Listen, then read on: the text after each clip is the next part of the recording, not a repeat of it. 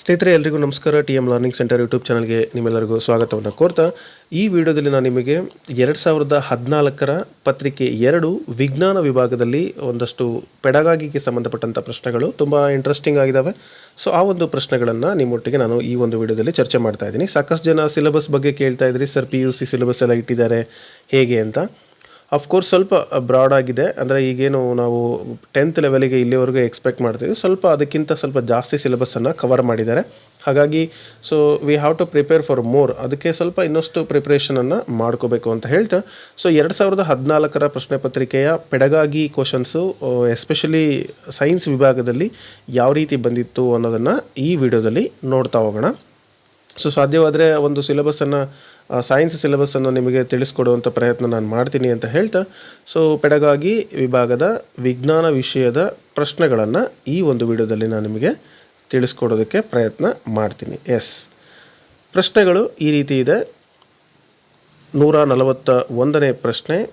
So ಇಲ್ಲಿ ನೀವು tick ಹಾಕಿರೋದನ್ನು ನೋಡಬೇಡಿ, ಅದು ಯಾರೋ ಸ್ಟೂಡೆಂಟ್ ಹಾಕಿರೋವಂಥದ್ದು. ಹಾಗಾಗಿ ನಾನು ಹೇಳೋದನ್ನು ಅಷ್ಟೇ ಕೇಳಿಸ್ಕೊಳ್ಳಿ, ಅಥವಾ ನೀವು ಪ್ರಶ್ನೆಗೆ ಉತ್ತರವನ್ನು ಗೆಸ್ ಮಾಡಿ. ಟಿಕ್ ಹಾಕಿದ್ದಾರೆ ಅಂತ ಹೇಳಿ ಅದೇ ಉತ್ತರ ಅಂತ ನೀವು ಅಂದ್ಕೊಳ್ಳೋದು ತಪ್ಪಾಗುತ್ತೆ ಅಂತ ಹೇಳ್ತಾ, ಸೊ ನಾನು ಇಲ್ಲಿ ಹೇಳುವಂಥ ಉತ್ತರಗಳು ಯಾವುದು ಕೂಡ ಗೆಸ್ಸಿಂಗ್ ಉತ್ತರಗಳಲ್ಲ, ನೇರವಾಗಿ ಆ ಒಂದು ಇಯರಲ್ಲಿ ಅಧಿಕೃತ ವೆಬ್ಸೈಟ್ನಲ್ಲಿ ಬಿಡುಗಡೆ ಮಾಡಿರ್ತಕ್ಕಂಥ ಕೀ ಆನ್ಸರ್ಗಳನ್ನೇ ನಾನು ನಿಮಗೆ ಹೇಳ್ತೀನಿ. ಸೊ ಯಾವುದೇ ಗೊಂದಲ ಇಲ್ಲ. ಅಯ್ಯೋ ನಾನು ನನ್ನದೇ ಓನ್ ಎಕ್ಸ್ಪೀರಿಯೆನ್ಸಿಂದ ಉತ್ತರಗಳು ಹೇಳ್ತೀನಿ ಹಂಗೆಲ್ಲ ಏನು ಅಂದ್ಕೊಳಕ್ಕೆ ಹೋಗಬೇಡಿ. ಸೊ ನೇರವಾಗಿ ಉತ್ತರಗಳೇ ನಿಮಗೆ ಸಿಗುತ್ತೆ. ಸೊ ಪ್ರಶ್ನೆ ಈ ಥರ ಇದೆ. ಈ ಸೈನ್ಸ್ಗೆ ಸಂಬಂಧಪಟ್ಟಂತೆ ಒಂದು ಕ್ವಶನ್ ಪೇಪರ್ ಇದ್ದರೂ ಕೂಡ ಈ ಒಂದು ಪ್ರಶ್ನೆ ಸೈಕಾಲಜಿ ಥರ ಕ್ವಶನ್ ಇದೆ. ನೋಡಿ ಏನಿದೆ ಅಂತ. ZPD ಎಂದರೆ ಅಂತ ಇದೆ. Zone of proximal development, zone of perfection development, zone of provisional development, zone of primary development ಅಂತ ಇದೆ. ಸೊ ಇದರಲ್ಲಿ ZDP ಅಂದರೆ ಏನು ಹಾಗಾದರೆ? ಈ ZDP ಬಗ್ಗೆ ನೀವು ಮಾಹಿತಿಯನ್ನು ನೋಡೋದಾದರೆ, ಅಂದರೆ ಯಾವುದೇ ಪ್ರಶ್ನೆಗೆ ಉತ್ತರವನ್ನು ತಿಳ್ಕೊಬೇಕಾದ್ರೆ ಅದಷ್ಟೇ ತಿಳ್ಕೊಂಡ್ರೆ ಸಾಕಾಗಲ್ಲ, ಆ ಕಂಪ್ಲೀಟ್ ಡೀಟೇಲ್ಸನ್ನು ನಾವು ತಿಳ್ಕೊಬೇಕಾಗುತ್ತೆ. ಸೊ ಒಂದು ಸ್ವಲ್ಪ ಡೀಟೇಲನ್ನು ನಾನು ನಿಮಗೆ ಹೇಳಲಿಕ್ಕೆ ಪ್ರಯತ್ನ ಮಾಡ್ತೀನಿ, ನನಗೆ ಗೊತ್ತಿರೋದು. ಇದರಲ್ಲಿ ಏನಾದರೂ ಮಿಸ್ಟೇಕ್ಸ್ ಇದ್ದರೆ, ಶಿಕ್ಷಣ ತಜ್ಞರು ಏನಾದರೂ ವಿಡಿಯೋಗಳನ್ನು ನೋಡ್ತಾ ಇದ್ದರೆ ಒಂದಿಷ್ಟು ನೀವು ಕಮೆಂಟ್ ಮೂಲಕ ಬೇರೆಯವರಿಗೆ ಉತ್ತರ ಹೇಳಲಿಕ್ಕೆ ಪ್ರಯತ್ನ ಮಾಡಿ ಅಂತ ಹೇಳ್ತಾ, ಸೊ ಇಲ್ಲಿ ವೈಗೋಟ್ಸ್ಕಿ ಅವರ ಒಂದು ರಚನಾವಾದ ಏನಿತ್ತು, ಸಾಮಾಜಿಕ ಸಿದ್ಧಾಂತ ಏನಿತ್ತು, ಆ ಸಿದ್ಧಾಂತದ ಪ್ರಕಾರ ಮಗು ಕಲಿಬೇಕಾದ್ರೆ ಒಂದು ಝೋನ್ ಇದೆ, ಅದು ಯಾವುದೇ ವಿತೌಟ್ ಹೆಲ್ಪು ಕಲಿಯುತ್ತೆ. ಅದು ಆ್ಯಕ್ಚುಯಲ್ ಡೆವಲಪ್ಮೆಂಟ್ ಅಂತ ಏನು ಕರಿತೀವಿ. ಸೊ ಆ ಒಂದು ಸ್ಟೇಜ್ ಇದು. ಸೊ ಇದು ನಾನು ಏನು ರಿಂಗ್ ಹಾಕಿದ್ದೀನಿ, ಆ ರಿಂಗ್ ಒಳಗಡೆ ಮಗು ಕಲಿಯುವಾಗ ಯಾವುದೇ ಎಫರ್ಟ್ ಇಲ್ದಲೆ, ಅಂದರೆ ವಿತೌಟ್ ಹೆಲ್ಪು ತಾನೇ ಸ್ವತಃ ಕಲಿಯುತ್ತೆ. ಸೊ ಇದನ್ನು ನಾವು ಆ್ಯಕ್ಚುಯಲ್ ಡೆವಲಪ್ಮೆಂಟ್ ಅಂತ ಕರಿತೀವಿ. ಸೊ ಡೆವಲಪ್ಮೆಂಟ್ ಅನ್ನೋ ವರ್ಡ್ ನೆನ್ಪಿಟ್ಕೊಳ್ಳಿ. ಇನ್ನು ಉಳಿದಂತೆ ಇನ್ನೊಂದು ಸ್ವಲ್ಪ ನಾವು ಮುಂದೆ ಹೋದರೆ, ಮಗು ಕಲೀಲಿಕ್ಕೆ it takes some help from others. ಈ ಏನು ಎರಡನೇ ರಿಂಗ್ ಹಾಕಿದ್ದೀನಿ ನಾನು, ಸೊ ಈ ಒಂದು ರಿಂಗಲ್ಲಿ ಮೊದಲನೇದರಲ್ಲಿ ಮಗು ಏನಾಗುತ್ತೆ, ಸ್ವತಃ ಕಲಿಯುತ್ತೆ. ಮಗು ಮೊದಲನೇ ಇದರಲ್ಲಿ ಯಾವುದೇ ಇಲ್ದಂಗೆ ತಾನೇ ಕಲಿಯುತ್ತೆ, ಅಂದರೆ ಸ್ವತಃ ಕಲಿಯುತ್ತೆ. ಎರಡನೇದರಲ್ಲಿ ಈಗೇನು ನಾನು ನಿಮಗೆ ಹೇಳಿದಲ್ಲ, ಝೋನ್ ಆಫ್ ಪ್ರಾಕ್ಸಿಮಲ್ ಡೆವಲಪ್ಮೆಂಟ್ ಇದೇನೆ, ಅಂದರೆ ಯಾವುದಾದ್ರೂ ವ್ಯಕ್ತಿ ಸಹಾಯವನ್ನು ಮಾಡಿದಾಗ ಆ ಮಗು ಕಲೀಲಿಕ್ಕೆ ಪ್ರಾರಂಭ ಮಾಡುತ್ತೆ ಮತ್ತು ಕಲಿಕೆ ಉನ್ನತ ಮಟ್ಟದಲ್ಲಿ ಆಗುತ್ತೆ ಅಂತ. ಸೊ ನೆಕ್ಸ್ಟ್ ಇನ್ನೂ ಒಂದು ಝೋನ್ ಇದೆ, ಅದೇನಪ್ಪ ಅಂತ ಹೇಳಿದರೆ ಮೂರನೇದು, ಅಂದರೆ ಇನ್ನೊಂದು ಬಾಕ್ಸ್ ಹಾಕ್ತೀನಿ, ಇನ್ನೊಂದು ರೌಂಡ್ ಹಾಕ್ತೀನಿ ನಾನಿಲ್ಲಿ, ನೀವು ನೋಡಿ. ಇದೊಂದು. ಇಲ್ಲಿ ಮಗುವಿಗೆ ನಾವು ಎಷ್ಟೇ ತರಬೇತಿ ಕೊಟ್ಟರೂ ಕೂಡ, ಅದು ಮಾರ್ಗದರ್ಶನ ಕೊಟ್ಟರೂ ಕೂಡ, ಗೈಡೆನ್ಸ್ ಕೊಟ್ಟರೂ ಕೂಡ ಕಲಿಯಲ್ಲ ಅಂತ ಹೇಳ್ತಾರೆ. ಸೊ ಈ ಒಂದು ಭಾಗದಲ್ಲಿ, ಈ ಒಂದು ರಿಂಗಲ್ಲಿ, ಈಗೇನು ನಾನು ಗೆರೆ ಹಾಕ್ತಾ ಇದ್ದೀನಲ್ಲ ಇದರಲ್ಲಿ, ಸೊ ಅಂದರೆ ಮೊದಲು ಮಗು ಸ್ವತಃ ಕಲಿತು ಈ ಒಂದು ಫಸ್ಟ್ ಸ್ಟೇಜಲ್ಲಿ, ನಂತರ ಯಾರಾದರೂ ಹೆಲ್ಪ್ ಮಾಡಿದರೆ ಆಗ ಕಲೀಲಿಕ್ಕೆ ಮತ್ತು ಮ್ಯಾಕ್ಸಿಮಮ್ ಅದು ಕಲೀಲಿಕ್ಕೆ ಸಹಾಯ ಮಾಡಿತು. ನಂತರದ ಒಂದು ಸ್ಟೇಜ್ ಏನಿದೆಯಲ್ಲ, ಅಲ್ಲಿ ಎಷ್ಟೇ ಹೆಲ್ಪ್ ಮಾಡಿದರೂ ಕೂಡ ಕಲೀಲಿಕ್ಕೆ ಸಾಧ್ಯ ಇಲ್ಲ, ಯಾಕಂದರೆ ಮಗುವಿನ ಮಟ್ಟ ಮೀರಿ ಬಂದಿರತಕ್ಕಂಥ ಸಾಮರ್ಥ್ಯಗಳು ಅಲ್ಲಿರ್ತವೆ. ಸೊ ಹಾಗಾಗಿ ಈ ಥರದ ಒಂದು ಕಲೀಲಿಕ್ಕೆ ಆಗಲ್ಲ ಅಥವಾ ಸ್ವಂತ ಕಲಿಯುತ್ತೆ, ಅದರ ನಡುವಿನ ಒಂದು ಸ್ಟೇಜ್ ಏನಿದೆಯಲ್ಲ ಅದನ್ನು ಝೋನ್ ಆಫ್ ಪ್ರಾಕ್ಸಿಮಲ್ ಡೆವಲಪ್ಮೆಂಟ್ ಅಂತ ಕರೀತಾರೆ. ಸೊ ಈ ಝೋನ್ ಆಫ್ ಪ್ರಾಕ್ಸಿಮಲ್ ಡೆವಲಪ್ಮೆಂಟ್ ಅನ್ನೋದು ಆಪ್ಷನ್ 1ರಲ್ಲಿದೆ. So this is the correct answer, zone of proximal development. ಆ ಝೋನ್ ಆಫ್ ಪ್ರಾಕ್ಸಿಮಲ್ ಡೆವಲಪ್ಮೆಂಟಲ್ಲಿ ಸ್ವತಃ ಕಲಿತಾನಲ್ಲ ಆ ವಿದ್ಯಾರ್ಥಿ, ಅದರ ಮತ್ತು ಕಲೀಲಿಕ್ಕೆ ಆಗದೇ ಇರತಕ್ಕಂಥ ಸ್ಟೇಜಿನ ನಡುವಿನ ಒಂದು ಸ್ಥಿತಿ ಅಂತ ಹೇಳ್ತಾರೆ. ಸೊ ಅದಕ್ಕಾಗಿ ತರಬೇತಿ ಶಿಕ್ಷಕರು ಬೇಕು ಅಂತ ಅಲ್ಲಿ. ಮತ್ತು ಸ್ಕಫೋಲ್ಡಿಂಗ್ ಅಂತ ಒಂದು ವರ್ಡನ್ನು ಯೂಸ್ ಮಾಡ್ತಾರೆ. ಸ್ಕಫೋಲ್ಡಿಂಗ್ ಅಂದರೆ ತಾತ್ಕಾಲಿಕವಾಗಿ ಯಾರಾದರೂ ಸಹಾಯ ಮಾಡುವಂಥದ್ದು. ಸ್ಕಫೋಲ್ಡಿಂಗ್ ಅಂದರೆ ಫಾರ್ ಎಕ್ಸಾಂಪಲ್ ಸೈಕಲನ್ನು ಒಬ್ರು ಹಿಡ್ಕೊಬೇಕು ಟೆಂಪ್ರವರಿ ಒಂದು ಸ್ವಲ್ಪ ದೂರ ಹೋಗೋ ತನಕ, ಆಗ ಅದು ಅವನು ಸೈಕಲ್ ಕಲ್ತ್ಕೊತ ಹೋಗ್ತಾನೆ. ಸೊ ತಾತ್ಕಾಲಿಕ ಸಹಾಯ. ಈ ಸ್ಕಫೋಲ್ಡಿಂಗ್ ಮಾಡುವಂಥವ್ರು ಯಾರು ಇರ್ತಾರಲ್ಲ ಅವ್ರನ್ನ ನಾವು MKO ಅಂತ ಕರೀತಾರೆ. ಇಲ್ಲೊಂದು ಹೊಸ ವರ್ಡ್ MKO ಅಂದರೆ ಮೋರ್ ನಾಲೆಡ್ಜ್ ವಿತ್ ಅದರ್ಸ್ ಅಂತ. ಮೋರ್ ನಾಲೆಡ್ಜಬಲ್ ಅದರ್ಸ್ ಅಂತೇಳಿ ಕರಿತೀವಿ. ಅಂದರೆ ಯಾರು ಹೆಚ್ಚು ಕಲ್ತಿರ್ತಾರೆ ಅವರಾಗಿರ್ಬೋದು, ಅಥವಾ ಫ್ರೆಂಡ್ಸ್ ಆಗಿರ್ಬೋದು, ಪೇರೆಂಟ್ಸ್ ಆಗಿರ್ಬೋದು, ಕಂಪ್ಯೂಟರ್ ಆಗಿರ್ಬೋದು, ಬುಕ್ ಆಗಿರ್ಬೋದು, ಅದು. ಸೊ ಹೆಚ್ಚಿನ ಒಂದು ಜ್ಞಾನ ಇರೋದ್ರಿಂದ ಆ ಸ್ಕಫೋಲ್ಡಿಂಗ್ ಅಥವಾ ಸಹಾಯದ ಮೂಲಕ ಮಗುವಿಗೆ ಕಲಿಕೆ ಕೊಡುವಂಥ ಸಂದರ್ಭ ಏನಿದೆಯಲ್ಲ ಅದನ್ನು ಝೋನ್ ಆಫ್ ಪ್ರಾಕ್ಸಿಮಲ್ ಡೆವಲಪ್ಮೆಂಟ್, ಅಂದರೆ ಮಗು ಕಲೀಲಿಕ್ಕೆ ಸಾಮರ್ಥ್ಯ ಇದೆ, ಅದಕ್ಕೆ ಸಹಾಯ ಬೇಕಾಗಿದೆ, ಈ ಥರ ಹೇಳ್ತಾರೆ. ಸೊ MKO ಅಂದ್ರೇನು, ಸ್ಕಫೋಲ್ಡಿಂಗ್ ಅಂದ್ರೇನು, ಸಹಾಯ, ತಾತ್ಕಾಲಿಕ ಸಹಾಯ ಸ್ಕಫೋಲ್ಡಿಂಗ್ ಅಂತ ಕರಿತೀವಿ. ಯಾರು ಮಾಡ್ತಾರೆ ಅವ್ರನ್ನ MKO ಅಂತ ಕರಿತೀವಿ. ಸೊ ಟೋಟಲಿ ಇದ್ರ ಮೂಲಕ ಮಗು ಕಲಿಯುತ್ತೆ. ಮ್ಯಾಕ್ಸಿಮಮ್ ಅದು ಒಂದು ಕಲಿಕೆಯ ಎಲ್ಲ ಸಾಮರ್ಥ್ಯಗಳನ್ನು ರೀಚ್ ಮಾಡಿಕೊಳ್ಳುತ್ತೆ ಅಂತ ಹೇಳ್ತಾರೆ. ಇದಿಷ್ಟು ರಚನಾವಾದ ಏನಿದೆ, ವೈಗೋಟ್ಸ್ಕಿ ಅವರ ಸಿದ್ಧಾಂತ ಏನಿದೆ ಅದು ನಿಮಗೆ ತಿಳಿಸ್ಕೊಡ್ತಕ್ಕಂಥದ್ದು. So zone of proximal development ಅಂದರೆ ನಿಮಗೆ ಕ್ಲಿಯರ್ ಆಗಿ ಅರ್ಥ ಆಗಿದೆ ಅಂತ ಭಾವಿಸ್ತಾ ಮುಂದಿನ ಪ್ರಶ್ನೆಗೆ ಹೋಗ್ತೀನಿ. ಸೊ ಇನ್ನೂ ಹೆಚ್ಚಿನ ಮಾಹಿತಿ ಗೊತ್ತಿರೋರು ಕಮೆಂಟ್ ಸೆಕ್ಷನಲ್ಲಿ ಹಾಕಿ ವೈಗೋಟ್ಸ್ಕಿ ಅವರ ಬಗ್ಗೆ ಅಂತ ಹೇಳ್ತಾ. ಸೊ ಸಂಕಲನಾತ್ಮಕ ಮೌಲ್ಯಮಾಪನ, ಸೊ ಸಮೇಟಿವ್ ಅಸೆಸ್ಮೆಂಟ್. ಕಿರುಪರೀಕ್ಷೆ ಅಂದರೆ FE ಅಂತ ಕರಿತೀವಿ. ಫಾರ್ಮೇಟಿವ್ ಅಸೆಸ್ಮೆಂಟು ಘಟಕ ಪರೀಕ್ಷೆ ಅಲ್ಲ, ಸೊ ನೈದಾನಿಕ ಪರೀಕ್ಷೆ ಅಲ್ಲ, ಬದಲಾಗಿ ವಾರ್ಷಿಕ ಪರೀಕ್ಷೆ. ಸಂಕಲನಾತ್ಮಕ ಮೌಲ್ಯಮಾಪನ ಅಂತ ಹೇಳಿದ್ರೆ ಏನೋ ವಾರ್ಷಿಕ ಪರೀಕ್ಷೆ ಅಂತ ಕರಿತೀವಿ. ಸಮೇಟಿವ್ ಅಸೆಸ್ಮೆಂಟ್ SA1 SA2 ಅಂತ ನಾವು ಮಾಡ್ತೀವಿ. ಈ CCಯಲ್ಲಿ ನಿರಂತರ ವ್ಯಾಪಕ ಮೌಲ್ಯಮಾಪನದಲ್ಲಿ ಬರುವಂಥವು. ನೆಕ್ಸ್ಟು ಯಾವ ಮಕ್ಕಳಿಗೆ ಪರಿಹಾರ ಬೋಧನೆ ಅವಶ್ಯಕತೆ ಇದೆ. ಸೊ ಪರಿಹಾರ ಬೋಧನೆ ಯಾರಿಗೆ ಬೇಕಾಗಿದೆ, ಯಾರಿಗೆ ಕಾಯಿಲೆ ಇದೆ ಅವರಿಗೆ, ಅಂದರೆ ಯಾರಿಗೆ ಅವಶ್ಯಕತೆ ಇದೆ ಅವರಿಗೆ, ಯಾರಿಗೆ ಹಸಿವಾಗಿದೆ ಅವರಿಗೆ. ಯಾವ ಹಸಿವು? ಕಲಿಕೆಯ ಹಸಿವು. ಕಲಿಕೆಯಲ್ಲಿ ಹಿಂದುಳಿದ ಮಕ್ಕಳಿಗೆ ನೋಡಿ, ಅನಕ್ಷರಸ್ಥ ಪೋಷಕರ ಮಕ್ಕಳಿಗೆ, ನೌಕರಿಯಲ್ಲಿರುವಂಥ ಪೋಷಕರ ಮಕ್ಕಳಿಗೆ, ಬುದ್ಧಿವಂತ ವರ್ಗದ ಮಕ್ಕಳಿಗೆ ಅಲ್ಲ, ಕಲಿಕೆಯಲ್ಲಿ ಹಿಂದುಳಿದ ಮಕ್ಕಳಿಗೆ. ಈ ಪ್ರಶ್ನೆ ಈಸಿ ಇತ್ತು, ಹಾಗಾಗಿ ನಾನು ಎಕ್ಸ್ಪ್ಲೈನ್ ಮಾಡಲಿಲ್ಲ ಜಾಸ್ತಿ. ನೆಕ್ಸ್ಟು ಇದು ಶಿಕ್ಷಕ ಕೇಂದ್ರಿತ ಪದ್ಧತಿಯಲ್ಲಿ ಅನುಗಮನ ಪದ್ಧತಿ, ಸೊ ಅನುಗಮನ ಪದ್ಧತಿ, ನಿಗಮನ ಪದ್ಧತಿ, ಸಮಸ್ಯೆ ಬಿಡಿಸುವಂಥ ಪದ್ಧತಿ, ಉಪನ್ಯಾಸ ಪದ್ಧತಿ ಅಂತ ಕೊಟ್ಟಿದ್ದಾರೆ. ಸೊ ಈ ಅನುಗಮನ ಪದ್ಧತಿ ಅಂತಕ್ಕಂಥದ್ದು, ನಿಗಮನ ಪದ್ಧತಿ, ಸಮಸ್ಯೆ ಬಿಡಿಸುವಂಥ ಪದ್ಧತಿಗಳು ಶಿಕ್ಷಕರು ಮಕ್ಕಳಿಗಾಗಿ ಕಲಿಕೆಯ ಮಟ್ಟವನ್ನು ಹೆಚ್ಚಿಸಲಿಕ್ಕೆ ಇರತಕ್ಕಂತಹ ಪದ್ಧತಿಗಳು.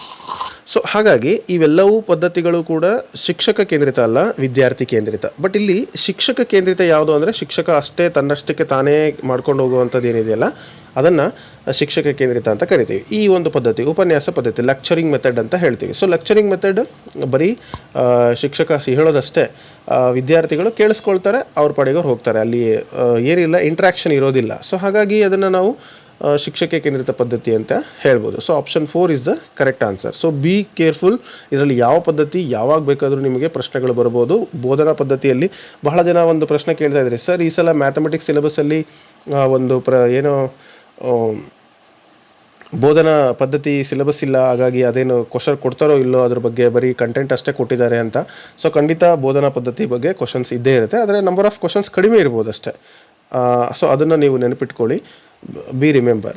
ನೆಕ್ಸ್ಟ್ ಇನ್ನೊಂದು ಪ್ರಶ್ನೆ ಇದೆ, ವೈಗಾಟ್ಸ್ಕಿ ರಚನಾವಾದವು. ಈಗಿನ ನಾವು ವೈಗಾಟ್ಸ್ಕಿ ಅವರ ಬಗ್ಗೆನೇ ಮಾತಾಡ್ತಾ ಬಂದ್ವಿ.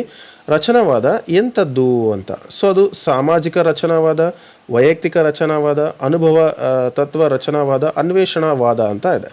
ಸೊ ಇದಕ್ಕೆ ಸರಿಯಾದ ಉತ್ತರ ಎಸ್, ಸಾಮಾಜಿಕ ರಚನಾವಾದ. ವೈಗೋಟ್ಸ್ಕಿ ಅವರ ರಚನಾವಾದ ಏನಾಗಿದೆ ಅಂದರೆ ಸಾಮಾಜಿಕ ರಚನಾವಾದ ಆಗಿದೆ. ಅವಾರ್ಡ್ಗಳು ನೆನ್ಪಿಟ್ಕೊಂಡಿದ್ದೀರಿ ತಾನೇ. ಸ್ಕಫೋಲ್ಡಿಂಗ್ ಅಂದರೆ ಏನು? ತಾತ್ಕಾಲಿಕವಾಗಿ ಕೊಡುವಂಥ ಸಹಾಯ. ಆ್ಯಕ್ಚುಯಲ್ ಡೆವಲಪ್ಮೆಂಟ್ಗೂ ಮತ್ತು ಒಂದು ಹೆಲ್ಪ್ ತಗೊಂಡು ಆಗ್ತಕ್ಕಂಥ ಡೆವಲಪ್ಮೆಂಟ್ಗೂ ಅಥವಾ ಏನೋ ಮಾಡೋಕ್ಕಾಗದೇ ಇರುವಂತಹ ಸ್ಟೇಜಿಗೂ ಮಧ್ಯದಲ್ಲಿ ಏನಿದೆಯಲ್ಲ ಝೋನ್ ಆಫ್ ಪ್ರಾಕ್ಸಿಮಲ್ ಡೆವಲಪ್ಮೆಂಟು, ಅದ್ರ ಬಗ್ಗೆ ನಾವು ಆಲ್ರೆಡಿ ಡಿಸ್ಕಷನ್ ಮಾಡಿದ್ದೀವಿ. ಸೊ ಅದೆಲ್ಲವೂ ಕೂಡ ಸಾಮಾಜಿಕ ರಚನಾವಾದ. ಮುಂದಿನ ಪ್ರಶ್ನೆ ಈ ಥರ ಇದೆ, ಮಕ್ಕಳು ತೇಲುವಿಕೆ ನಿಯಮಗಳ ವಿವಿಧ ಹಂತಗಳನ್ನು ಸಂಶ್ಲೇಷಿಸಿ ಸಾರಾಂಶ ಪಡೆಯುವಲ್ಲಿ ಇಚ್ಛಿತರಾಗುವರು. ಸೊ ತೇಲುವಿಕೆ ನಿಯಮಗಳ ವಿವಿಧ ಹಂತಗಳನ್ನು ಅಂದರೆ ಈಗೇನು ಅವರು ಕಲೀಲಿಕ್ಕೆ ಪ್ರಯತ್ನ ಮಾಡ್ತಾ ಇದ್ದಾರೆ, ಇದು ಜ್ಞಾನಾತ್ಮಕ ವಲಯದ ಈ ವರ್ತನಾ ವಿಶೇಷ. ಸೊ ಇಲ್ಲಿ ಅವರು ಸಾರಾಂಶ ಅಂತ ಹೇಳಿದಾಗ ನಿಮ್ಗೆ ಅರ್ಥ ಆಗಬೇಕು, ಅವರು ಸಾರಾಂಶವನ್ನು ಪಡೆಯುವಲ್ಲಿ ಇಚ್ಛಿತರಾಗಿದ್ದಾರೆ.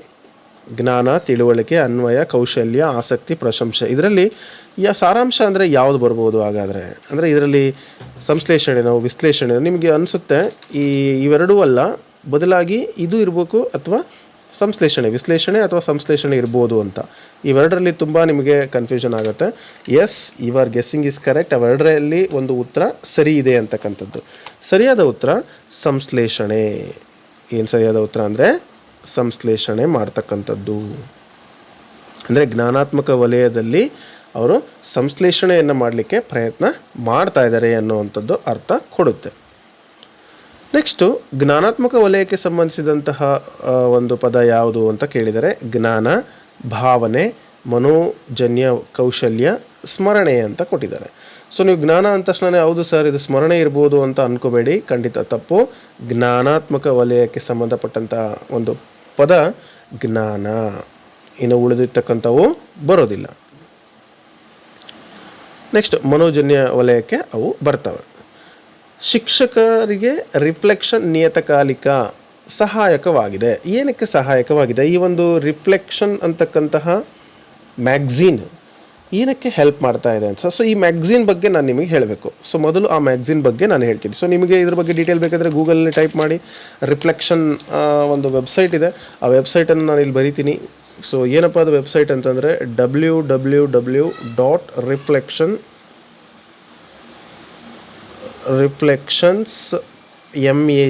magazine.in ಅಂತ ಹೇಳಿ. ಸೊ ಈ ಒಂದು ವೆಬ್ಸೈಟಿಗೆ ನೀವು ಭೇಟಿ ಕೊಟ್ಟರೆ ನಿಮಗೆ ಅದರಲ್ಲಿ ಎಲ್ಲ ಮಾಹಿತಿಗಳು ಆ ಒಂದು ನಿಯತಕಾಲಿಕೆ ಬಗ್ಗೆ ಸಿಗುತ್ತೆ. ಸೊ ತುಂಬ ಚೆನ್ನಾಗಿದೆ ಅದು. ನಾನು ಅದ್ರ ಬಗ್ಗೆ ಮಾಹಿತಿಯನ್ನು ಸಂಗ್ರಹಿಸಿದೆ. ಸೊ ಅದನ್ನು ಸಂಗ್ರಹಿಸಿದ ಉದ್ದೇಶ ನಿಮಗೆ ಹೇಳೋದೇ ಆಗಿತ್ತು. ಸೊ ಈ ಒಂದು ಮ್ಯಾಗ್ಝೀನು ಕೆಲವು ತಿಂಗಳಿಗೊಮ್ಮೆ ಪ್ರಕಟಣೆ ಆಗ್ತಕ್ಕಂಥದ್ದು. ಇದು ಮಕ್ಕಳಿಗಾಗಿ ಇರ್ತಕ್ಕಂಥದ್ದು, ಸೃಜನಶೀಲವಾಗಿರುತ್ತೆ, ಆಸಕ್ತಿದಾಯಕವಾಗಿರುತ್ತೆ. ವಿಭಿನ್ನ ದೃಷ್ಟಿಕೋನಗಳನ್ನು ಇಟ್ಟುಕೊಂಡು ಈ ಒಂದು ಮ್ಯಾಗ್ಝೀನ್ ಕವಿತೆಗಳು, ಕಾರ್ಟೂನ್ಗಳು, ವಿಡಿಯೋಗಳ ಮೂಲಕ ನಮ್ಮನ್ನು ತುಂಬಾ ರಂಜಿಸುತ್ತೆ, ಜೊತೆಗೆ ಕಲಿಕೆಗೂ ಕೂಡ ಸಹಾಯವನ್ನು ಮಾಡುತ್ತೆ.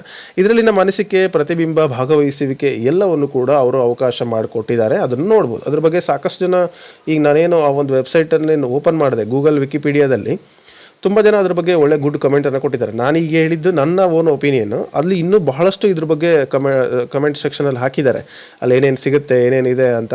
ಟೋಟಲಿ ಈ ಒಂದು ಮ್ಯಾಗ್ಝೀನ್ ಕಲಿಕೆಗೆ ವಿದ್ಯಾರ್ಥಿಗಳಿಗೆ ತುಂಬಾ ಹೆಲ್ಪ್ಫುಲ್ ಆಗುತ್ತೆ. ಓಕೆ, ಸೊ ಹಾಗಾದರೆ ಇದು ಏನು ಸಹಾಯ ಮಾಡುತ್ತೆ ಅಂತ ಒಂದೇ ವರ್ಡಲ್ಲಿ ಕೇಳಿದ್ದಾರೆ.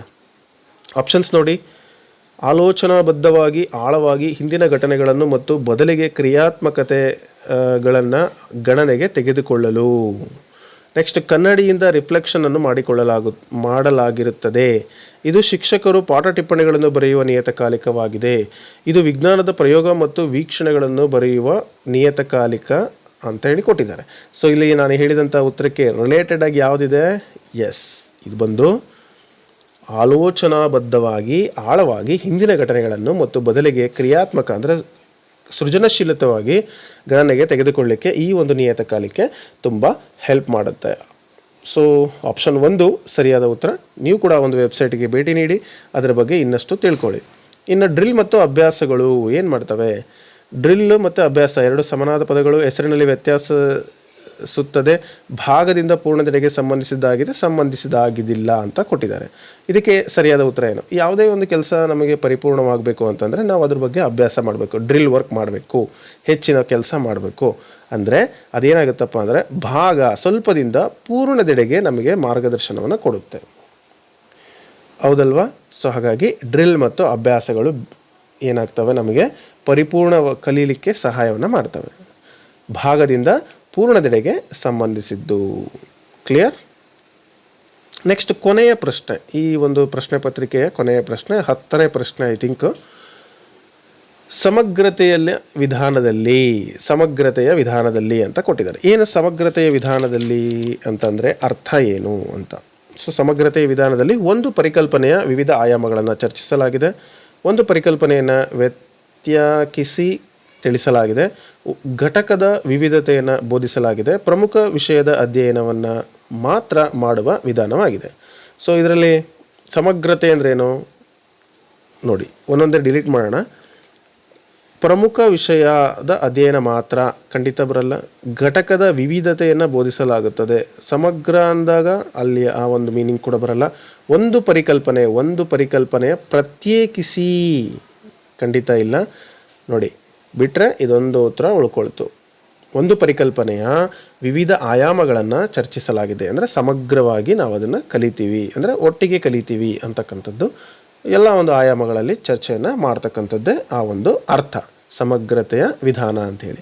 ಸೊ ಇಲ್ಲಿಗೆ ಈ ಒಂದು ಪೆಡಗಾಗಿಗೆ ಸಂಬಂಧಪಟ್ಟಂಥ ಎಲ್ಲ ಪ್ರಶ್ನೆಗಳು ಮುಕ್ತಾಯ ಆಯಿತು. ಸೊ ನೀವು ಅದನ್ನು ಪ್ರಶ್ನೆ ಕೆಲವೊಬ್ಬರು ನೋಡಿದ ತಕ್ಷಣ ಫ್ಲ್ಯಾಶ್ ಆಗಿ ಉಳಿತದೆ, ಅದು ಸರಿಯಾದ ಉತ್ತರ ಆಗಿರ್ಬೋದು. ಮ್ಯಾಕ್ಸಿಮಮ್ ಓದಿರ್ತಕ್ಕಂಥವ್ರಿಗೆ ಏನು ತಟ್ಟಂಥ ಉತ್ತರ ಉಳಿಯುತ್ತೆ ಅದೇ ಕರೆಕ್ಟ್ ಉತ್ತರ ಆಗಿರುತ್ತೆ 70%. ಇನ್ನು ಏನು 30% ಸ್ವಲ್ಪ ಡೌಟ್ ಬರುತ್ತೆ, ಅಂದರೆ ಅರ್ಧಂಬರ್ಧ ಓದಿರೋವಂಥದ್ದು ಅದನ್ನು ನೆಗ್ಲೆಕ್ಟ್ ಮಾಡಿರೋಂಥ ಪಾರ್ಟ್ ಇದ್ದರೆ ಅಂಥದ್ರಲ್ಲಿ ಮಿಸ್ಸಿಂಗ್ ಆಗುವಂಥ ಸಾಧ್ಯತೆ ಇರುತ್ತೆ. ಸೊ ಹಾಗಾಗಿ ಆ ಒಂದು ನಿಯಮ ಕೂಡ ಇದೆ. ನೀವು ಚೆನ್ನಾಗಿ ಅಭ್ಯಾಸ ಮಾಡಿದಷ್ಟು ತುಂಬ ಬೇಗ ಕ್ಲಿಕ್ ಆಗ್ತೀರಾ, ಅಭ್ಯಾಸಕ್ಕೆ ತಕ್ಕಂಥ ಪ್ರತಿಫಲ ನಿಮಗೆ ಸಿಗುತ್ತೆ ಅಂತ ಹೇಳ್ತಾ, ಸೊ ಈ ಒಂದು ವಿಡಿಯೋ ನಿಮಗೆ ಇಷ್ಟ ಆಗಿದೆ ಅಂತ ಭಾವಿಸ್ತಾ ಮುಂದಿನ ವಿಡಿಯೋದಲ್ಲಿ ಮತ್ತೆ ಭೇಟಿ ಆಗ್ತೀನಿ. Thank you so much. Have a nice day. Bye. ಒಂದು ಲೈಕ್ ಕೊಡೋದನ್ನು ಮರಿಬೇಡಿ.